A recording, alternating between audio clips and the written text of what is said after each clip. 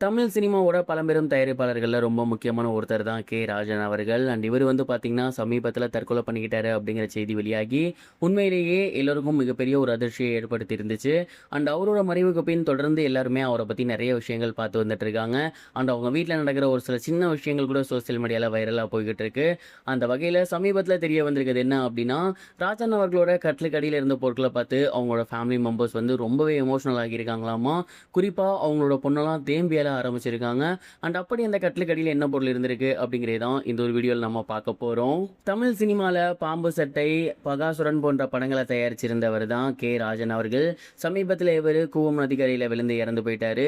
And அவரோட மறைவு அப்படிங்கிறது நமக்கு மிகப்பெரிய ஒரு சோகத்தை ஏற்படுத்தி இருந்துச்சு. அவரோட மறைவுக்கு பின் இப்போ அவங்களோட வீட்டை வந்து பார்த்தீங்கன்னா சுத்தம் பண்ணி வந்துட்டு இருக்காங்க.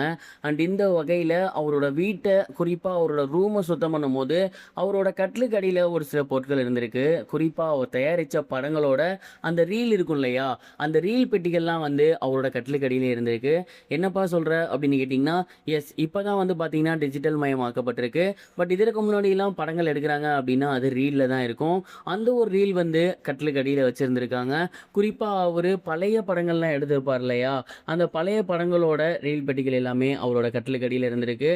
அண்ட் அதுக்கப்புறம் அவர் வாங்கின அவார்ட்ஸ் இருந்திருக்கு, அவரோட ஃபேமிலி ஃபோட்டோஸ் இருந்திருக்கு. இந்த மாதிரி அவருக்கு ரொம்ப பிடித்த முக்கியமான விஷயங்கள் எல்லாமே அவரோட கட்டிலுக்கு அடியில் இருந்திருக்கு. இதை பார்த்து அவங்களோட ஃபேமிலி மெம்பர்ஸ் ரொம்பவே எமோஷனல் ஆகியிருக்காங்க. குறிப்பாக அவங்களோட பொண்ணெல்லாம் அவங்களோட படத்தெல்லாம் பார்த்து ரொம்ப எமோஷனல் ஆகி கதறி அழுதுட்டாங்களாமா. ஏன்னா படம் எடுக்க போய் காசு கொடுத்து தான் அவங்க அப்பா இப்போ வந்து இல்லை.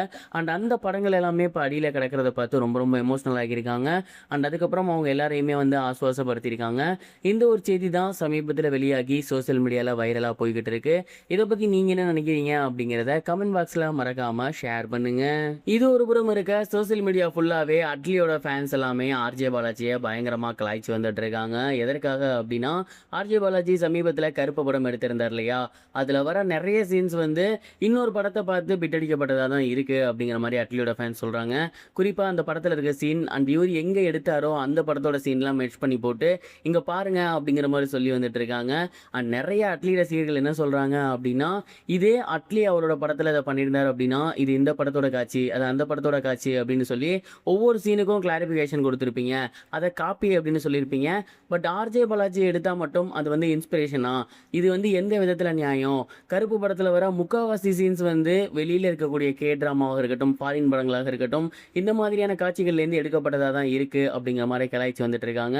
ஆர்ஜே பாலாஜி இதை பற்றி கண்டிப்பாக கண்டுக்க மாட்டார். ஏன்னா மூக்குத்தி அம்மனை ஏன் நான் பிகே பார்த்து தான் எடுத்தேன் அசால்ட்டாக சொல்லிட்டு போனார். ஸோ இதை பற்றி கேர் பண்ண மாட்டார் நான் நினைக்கிறேன். நீங்கள் என்ன நினைக்கிறீங்க? மறக்காமல் கமெண்ட் பாக்ஸில் ஷேர் பண்ணுங்க. இது வரைக்கும் கனெக்டிங் டிவிக்கு சப்ஸ்கிரைப் பண்ணனா மறக்காமல் சப்ஸ்கிரைப் பண்ணிக்கங்க. உடனடி அப்டேட்ஸ் பெறுவதற்கு நோட்டிஃபிகேஷன் பெல்லையும் கிளிக் பண்ணிக்கங்க.